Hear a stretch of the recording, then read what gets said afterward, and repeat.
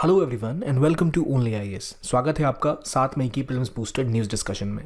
आज का पहला इंपॉर्टेंट आर्टिकल है मे फ्लावर 400 के बारे में। मे फ्लावर 400 एक ऑटोनमस शिप है, एक ऐसा शिप जो कि आर्टिफिशियल इंटेलिजेंस द्वारा प्रोग्राम किया गया है। इसके थ्रू इससे फ़ायदा ये होगा कि ये शिप अपने आप मूव कर सकेगा और जो भी कोई शिप पानी में हो तो उसके साथ सबसे बड़ी समस्या ये होती है कि वो जानवरों से टकरा सकता है या किसी और चीज़ से कोलाइड कर सकता है। तो इसके अंदर ऐसी टेक्नोलॉजी है कि कोलिजन नहीं होता इसका किसी और चीज़ के साथ। इसको बनाने में दो बड़ी कंपनियों का बड़ा योगदान है, एक IBM और दूसरी एक रिसर्च ऑर्गेनाइजेशन है प्रोमेयर। इन दोनों ने मिलकर ये शिप का निर्माण किया विच इज़ मे फ्लावर 400। इसमें जो अपॉर्चुनिटीज़ हैं वो ये हैं कि ये उन एरियाज़ को कवर कर पाएगा जिनको नॉर्मल जो शिप्स हैं, रिसर्च वेसल्स हैं, वो कवर नहीं कर सकते। ऑलमोस्ट 80% जो समुद्र के अंदर का इलाका है वो अभी तक एक्सप्लोर नहीं किया जा सका है। तो उन चीज़ों को एक्सप्लोर करने के लिए इस शिप के अंदर कुछ विशेष टेक्नोलॉजीज ऐड की गई हैं। जैसे इस शिप के अंदर रडार्स और कैमराज हैं। इस शिप के अंदर स्पेशल ऑडियो इनपुट दिया गया है जिससे ये पहचान पाएगा कि कहाँ कौन से जानवर हैं, कौन से मरीन एनिमल्स हैं और उनको स्टडी कर पाएगा। इसके अलावा जो भी प्लास्टिक या मटेरियल होगा मरीन पोल्यूशन का, उसे ये स्टडी कर पाएगा। इसके अंदर स्मार्ट कैप्टन नाम की टेक्नोलॉजी है जिससे खुद को ये नेविगेट कर पाएगा। इसके अलावा इसके अंदर एक सेल्फ एक्टिवेटिंग हाइड्रोफोन है, यानी हाइड्रोफोन की मदद से वेव्स को सुन पाएगा। तो जितने मरीन एनिमल्स हैं, जितने मरीन डेटा हमें चाहिए पोल्यूशन को लेके, जहाँ नॉर्मली शिप्स यूज़ नहीं कर पाते, वहाँ तक ये पहुँच पाएगा।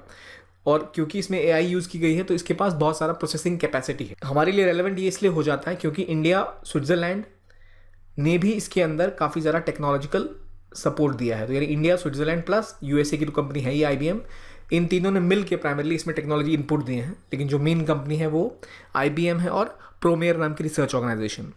तो ये बात होगी मे फ्लावर 400 की। इसके बाद बात आती है नाइट्रोजन डाइऑक्साइड की।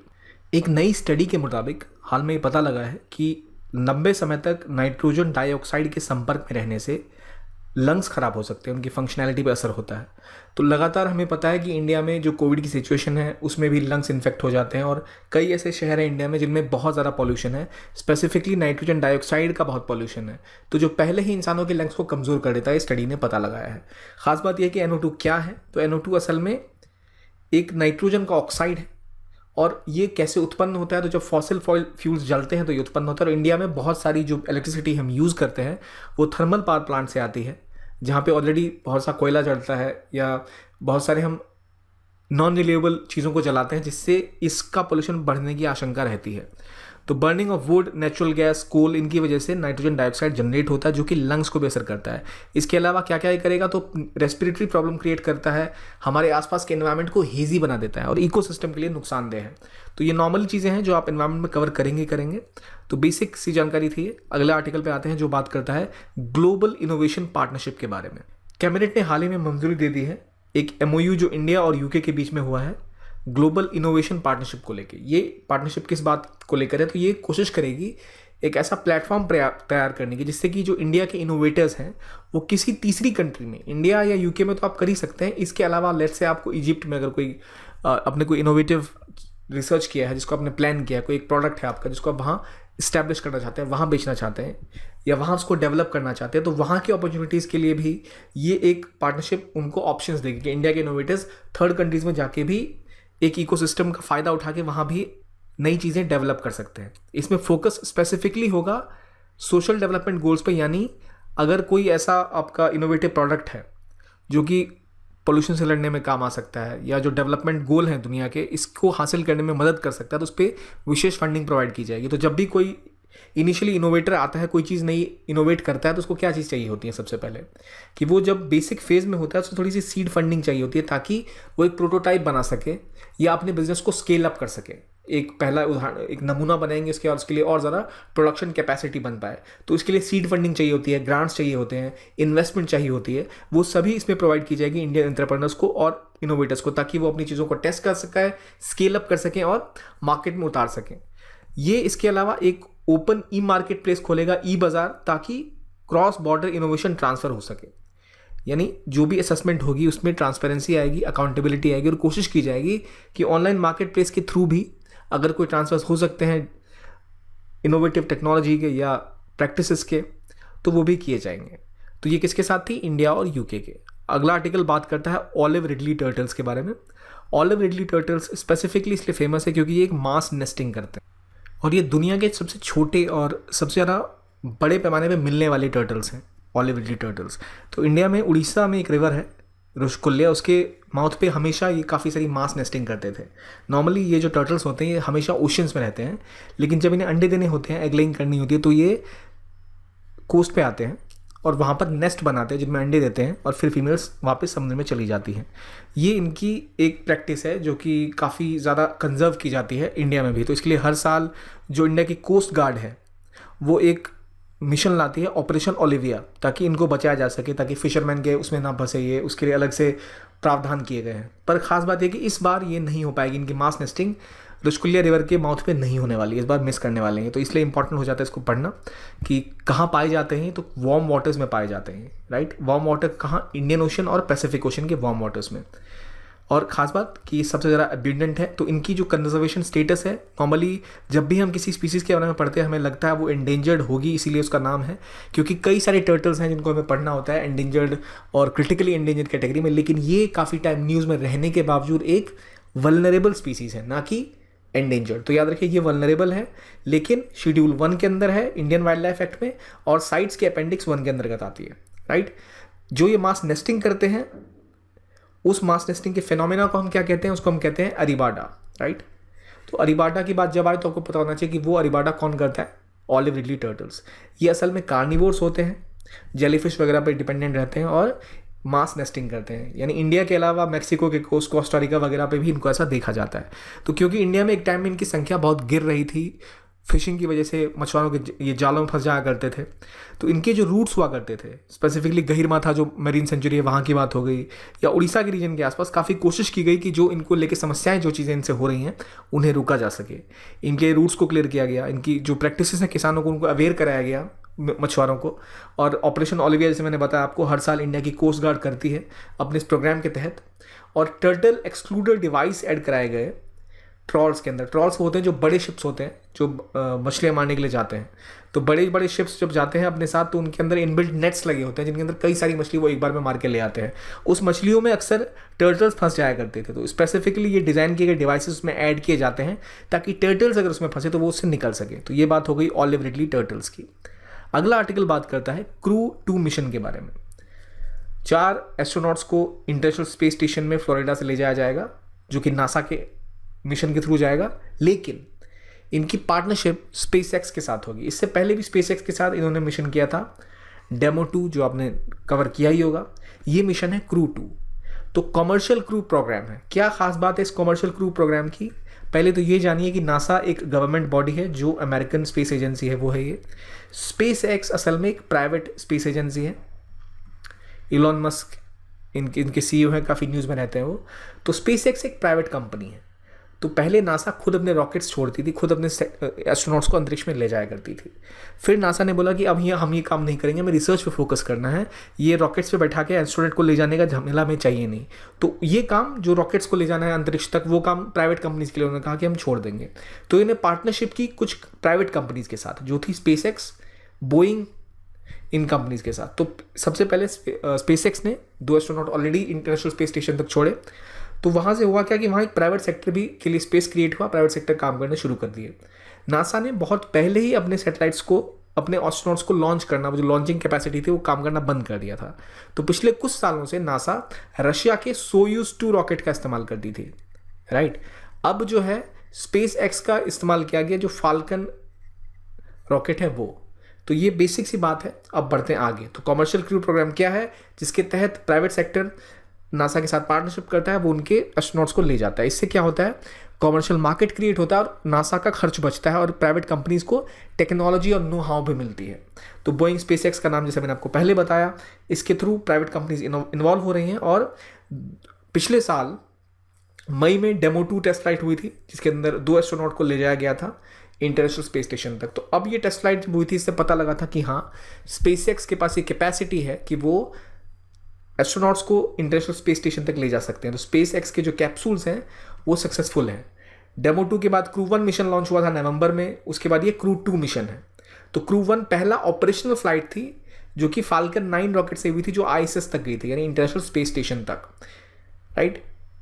ये दूसरा मिशन है विच इज क्रू 2, जिसके अंदर एस्ट्रोनॉट्स को ले जाया गया कहाँ? इंटरनेशनल स्पेस स्टेशन तक। खास बात यह है कि क्रू 2 मिशन में सिर्फ नासा के ही एस्ट्रोनॉट नहीं है। नॉर्मली क्रू 1 में नासा के एस्ट्रोनॉट थे। क्रू 2 के अंदर नासा की जो पार्टनर्स हैं जैसे जापान या ईयू, उनके मेंबर्स भी गए हैं। तो ये दिखाता है कि बाकी देशों की स्पेस एजेंसी का भी कॉन्फिडेंस बढ़ गया कि हाँ, ये प्राइवेट कंपनियां भी अपने शिप्स भेज रही हैं, अपने रॉकेट्स भेज रही हैं, तो ये सेफली चीज़ों को वहाँ तक पहुँचा सकती हैं। खास बात यह है कि ये जो मिशन है इसका फोकस क्या है, हमने बात कर ली कॉमर्शियल प्रोग्राम की, मगर ये जो मिशन है करने क्या जा रहा है भाई, क्यों ले जा रहे हैं एस्ट्रोनॉट को स्पेस तक। तो 4 जो ISS एस्ट्रोनॉट जा रहे हैं वो रिसर्च करेंगे टिश्यू चिप्स के ऊपर में। टिश्यू चिप्स असल में जो ह्यूमंस के ऑर्गन्स होते हैं हमारे, उनका एक छोटा सा नमूना होता है, राइट। वो बिल्कुल ह्यूमन ऑर्गन की तरह बिहेव करता है। जैसे लेट से हार्ट को ले लें, तो हार्ट का कोई छोटा सा टुकड़ा वो बना के ले जाएंगे जो कि हार्ट की तरह काम करेगा। तो वो स्पेस में जाके स्टडी कर पाएंगे किस तरह वो परफॉर्म करता है, क्या चेंजेस आते हैं। तो इससे जो इफेक्टिव ड्रग्स और वैक्सीन हैं जो बनाई जा सकती हैं, ताकि जो एस्ट्रोनॉट्स हैं या कुछ ऐसा स्टडी डिजीज़ को स्टडी करना हो तो वो सब किया जा सकेगा। ये काम है बेसिकली इस मिशन में। रिसर्च का फोकस ये होगा। कौन से किसकी हम बात करें, क्रू 2 मिशन।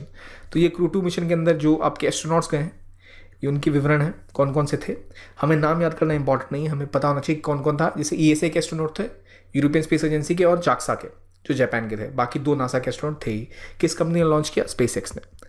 अगला इंपॉर्टेंट आर्टिकल है सिंको टू मायो के बारे में। ये असल में मैक्सिको में एक फेस्टिवल होता है, नेशनल फेस्टिवल है जो 5 मई को मनाया जाता है। उसके बारे में ये फेस्टिवल इसलिए मनाया जाता है क्योंकि इसी दिन मैक्सिको के जो नेशनल वहाँ के जो एक प्रेसिडेंट थे बेनिटो जुआरेज, उन्होंने फ्रांस की फ़ौज को डिफीट किया था, हराया था। नॉर्मली मैक्सिको में पहले बहुत प्रॉब्लम्स हुआ करती थी जब इनिशियली वहाँ पे अमेरिकन्स और स्पेनिश, वो दोनों पूरे रीजन पे कब्जा करना चाह रहे थे। तो कई युद्ध लड़े थे और काफ़ी कमज़ोर हो गई थी वहाँ की आर्मी। तो उन्होंने अमेरिका और स्पेनिश आर्मीज़ के साथ में, गवर्नमेंट्स के साथ एग्रीमेंट साइन किए थे कि आप छोड़ दीजिए, आप मैक्सिको से निकल जाइए। तो इतनी जंग हुई थी, वो चले गए थे। लेकिन फ्रांस फिर पहुंच गया था कि नहीं भाई, हम तो कब्जा करके रहेंगे। तो इनके जो प्रेसिडेंट थे बेनिटो जुआरेज, इन्होंने एक लड़ाई लड़ी थी उनके साथ, और इनकी जो आर्मी काफ़ी कम थी, ज़्यादा स्ट्रांग नहीं थी, उसने फ्रांस को बुरी तरह से हरा दिया था। तो उस दिन ये इसको एक नेशनल प्राइड डे की तरह मनाते हैं मैक्सिको में। तो इस दिन मैक्सिकन क्विजीन, म्यूज़िक वगैरह वगैरह को सेलिब्रेट किया जाता है। तो बस इतना पता होना चाहिए आपको सिंसे डे मायो क्या है। सिंसे डे मायो ऐसा मत कर दीजिए कि भाई कि गोवा का कोई फेस्टिवल है, ये मैक्सिको का फेस्टिवल है। हमें इतना पता होना चाहिए। इतनी कहानी नहीं भी पता तो चल जाएगी, पर हाँ ये आइडेंटिफाई होना चाहिए सिंसो डे मायो किस लिए मनाया जाता है या कहाँ मनाया जाता है, क्योंकि बड़ा फेस्टिवल है। तो मैक्सिकन फ्रेंच वॉर के केस में मनाया जाता है, जिसमें फ्रेंच सिटी ने, एक फ्रेंच फोर्स को हराया था मैक्सिको की फौज ने, उनकी ट्रूप्स ने, और प्रेसिडेंट जुआरेज इसके लीडर थे। अगली बात आती है, इंडिया ने एक्सपोर्ट स्टार्ट कर दिया ऑर्गेनिक मिलेट्स का। कहाँ के लिए, डेनमार्क के लिए। क्या खास बात है इसमें कि आपको पहले ही पता होगा कि इंडिया जब भी कोई फूड प्रोडक्ट एक्सपोर्ट करती है यूरोपियन यूनियन या फिर यूरोप के कंट्रीज़ के साथ, तो वो कई सारे इंडिया के ऊपर नॉन टैरिफ बैरियर्स लगा देते हैं। नॉन टैरिफ बैरियर्स मतलब ऐसे बैरियर क्रिएट कर जाते हैं ताकि इंडिया का प्रोडक्ट वहाँ बिक ना सके। वो कहेंगे भाई इंडिया के प्रोडक्ट्स में क्वालिटी नहीं है, इंडिया का जो सामान आ रहा है एग्रीकल्चर प्रोडक्ट, उसमें पेस्टिसाइड बहुत ज़्यादा है, उसकी क्वालिटी अच्छी नहीं है, हमारे लोग बीमार पड़ जाएंगे, हम नहीं लाएंगे। तो ये सारे बैरियर्स लगा दिए जाते थे। लेकिन इंडिया ने ऑर्गेनिक प्रोड्यूस के ऊपर स्पेसिफिकली फोकस करते हुए एक national programme for organic production launch किया था, क्योंकि ऑर्गेनिक जो फसल होती है इनकी डिमांड बहुत है यूरोपियन मार्केट में। तो इंडिया का जो ये ऑर्गेनिक मिलेट है, इसको मंजूरी भी मिल चुकी है, और इसका पहला कंसाइनमेंट जो मिलेट्स का है वो डेनमार्क पहुँच भी चुका है। तो जो national programme for organic production है, ये फॉरेन ट्रेड एक्ट के अंतर्गत आता है। इसके तहत वो सारी क्रॉप्स हैं या पोल्ट्री हैं जिनका एक्सपोर्ट किया जा सकता है एज एन ऑर्गेनिक प्रोड्यूस, उसको बढ़ावा दिया जाता है। ऑर्गेनिक प्रोड्यूस की खास बात ये होती है कि इसमें केमिकल ज़्यादा यूज़ नहीं किए जाते, इसमें प्रोसेसिंग ज़्यादा नहीं की जाती, और अनप्रोसेस्ड होते हैं ये। तो इससे इंडिया यूके को भी बेच पाएगा, यूरोपियन यूनियन को भी भेज पाएगा, स्विट्ज़रलैंड को भी भेज पाएगा, और इन सबको जो सर्टिफिकेशन देती है NPOP यानी national programme for organic production का जो सर्टिफिकेशन है, इसको मान्यता मिल चुकी है यूरोपियन यूनियन से भी, स्विट्ज़रलैंड से भी, यूके से भी। तो ये देश मानते हैं अच्छा, जिसको इस एजेंसी ने बोल दिया कि ये अच्छा प्रोडक्ट है, ऑर्गेनिकली भेजने लायक है, तो वो उसको मान्यता देते हैं कि ठीक है वो आप एक्सपोर्ट कर सकते हो हमारे मार्केट में। तो इंडिया के एग्रीकल्चर के लिए एक बहुत बड़ी बात है ये। और जो ये ऑर्गेनिक प्रोडक्ट इसके अंदर कंट्रोल होते हैं और रीसर्टिफाई किए जाते हैं इम्पोर्ट के लिए। यानी अगर किसी दूसरे देश के साथ भी इंडिया ने एग्रीमेंट साइन कर रखा है कि आप अपने देश से भी ऑर्गेनिक मटेरियल यहाँ भेज सकते हैं, तो उसको भी पहले इंडिया में NPOP से आके सर्टिफिकेशन लेना पड़ेगा कि भाई ये सामान जो आप भेज रहे हो ऑर्गेनिक प्रोड्यूस इंडिया में किसी और देश का एग्रीकल्चर प्रोडक्ट, वो इंडिया में आ सकता है या नहीं। तो ये बात हो गई ऑर्गेनिक मिलेट्स की जो इंडिया ने कहाँ स्टार्ट किया एक्सपोर्ट करना, डेनमार्क में। और जो बॉडी है इसको और ज़रा बढ़ावा देने वाली वो है एपडा, यानी agriculture and processed food products export development authority, जो कि ministry of commerce and industry के अंदर आती है। खास बात यह है कि ये एग्रीकल्चर मिनिस्ट्री के अंदर नहीं आती है। नॉर्मली आपको एपडा का जब भी नाम मिलेगा तो आप सोचोगे एग्रीकल्चर प्रोसेस्ड फूड की बात होती है, तो ज़रूर ये एग्रीकल्चर मिनिस्ट्री के अंदर आती होगी, या फार्मर वेलफेयर वाली जो मिनिस्ट्री है वही उसी के अंदर, एक ही नाम है दोनों का। लेकिन ये असल में आती है ministry of commerce and industry के अंतर्गत, क्योंकि ये कोशिश करती है एक्सपोर्ट बढ़ाने का, जो इंडिया के एग्रीकल्चर प्रोडक्ट्स हैं उनका, तो कॉमर्स इंडस्ट्री के अंदर आती है ये। तो ये हो गई इसकी बात। और अब देखते हैं क्या आपको याद है हमारे इस आर्टिकल में आज के जो भी हमने कवर किया। मेफ्लावर 400 एक एंटी एयरक्राफ्ट वेपन सिस्टम है जो 1990s में रशिया ने डेवलप किया था। नाइट्रोजन डाइऑक्साइड जो है वो ह्यूमन रेस्पिरेटरी सिस्टम में इरिटेशन करता है और लंग फंक्शन को कमज़ोर कर देता है। ग्लोबल इनोवेशन पार्टनरशिप इंडिया और यूके के बीच के MOU है। ऑलिव रिडली टर्टल्स केवल वार्म वाटर्स में मिलते हैं इंडियन ओशंस के। कॉमर्शियल क्रू प्रोग्राम एस्ट्रोनॉट्स को कैरी करेगा और ले जाएगा इंटरनेशनल स्पेस स्टेशन तक। मुझे उम्मीद है आपने सारे इनमें से सही किए होंगे क्योंकि काफ़ी इजी क्वेश्चंस थे ये। तो आज के लिए इतना ही। देखने के लिए बहुत बहुत धन्यवाद। Thank you and have a nice day.